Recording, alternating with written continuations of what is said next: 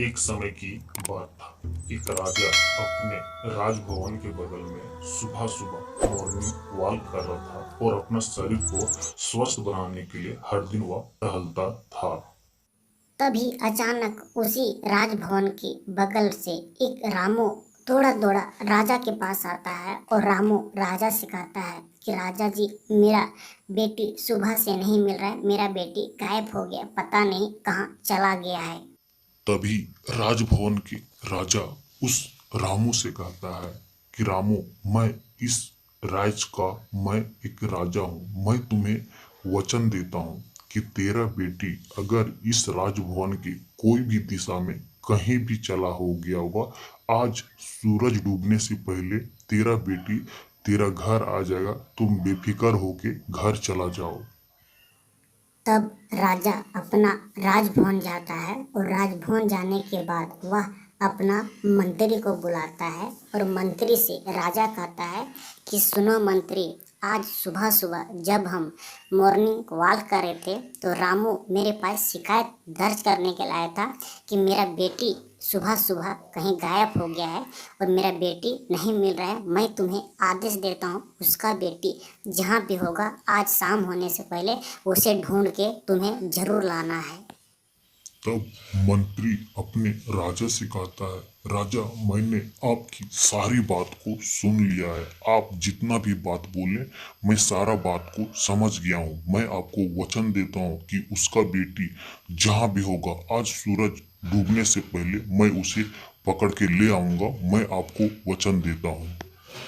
और वह मंत्री रामू का बेटे को ढूंढने के लिए चारों तरफ जंगल में जाना शुरू कर दिया। इधर उधर ढूंढते ढूंढते जब वह जंगल गया तो अचानक मंत्री को उसका बेटी दिखाई दिया और उसके पास वह मंत्री पहुंच गया।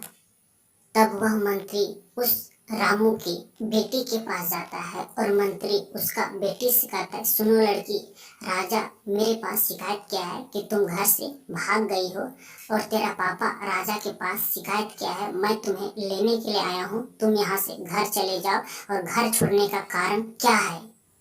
तब वह लड़की उस मंत्री से कहता है, मंत्री जी मुझे क्षमा कर दीजिए, मुझे माफ़ कर दीजिए।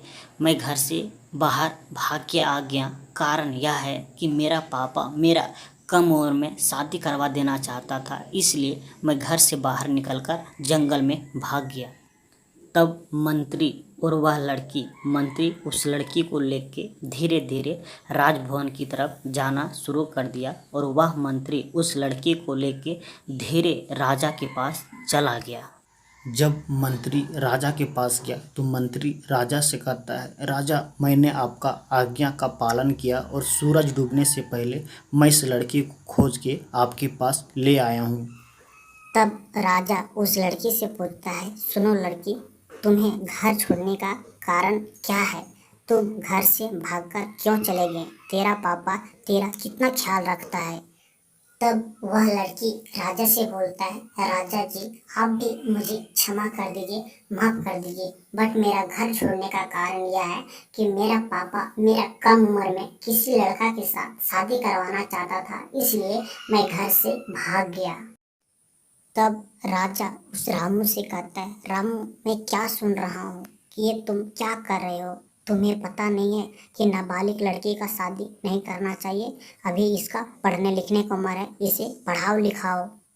तब रामू राजा से बोलता है, राजा जी मुझे क्षमा कर दीजिए, मुझे माफ़ कर दीजिए। अब से मैं यह दोबारा गलती नहीं करूँगा। मैं अपना बेटी को पढ़ाऊँगा, लिखाऊँगा और अफसर बनाऊँगा। रामू और उसका बेटी दोनों धीरे धीरे अपना घर की तरफ जाना शुरू कर दिया और घर चला गया।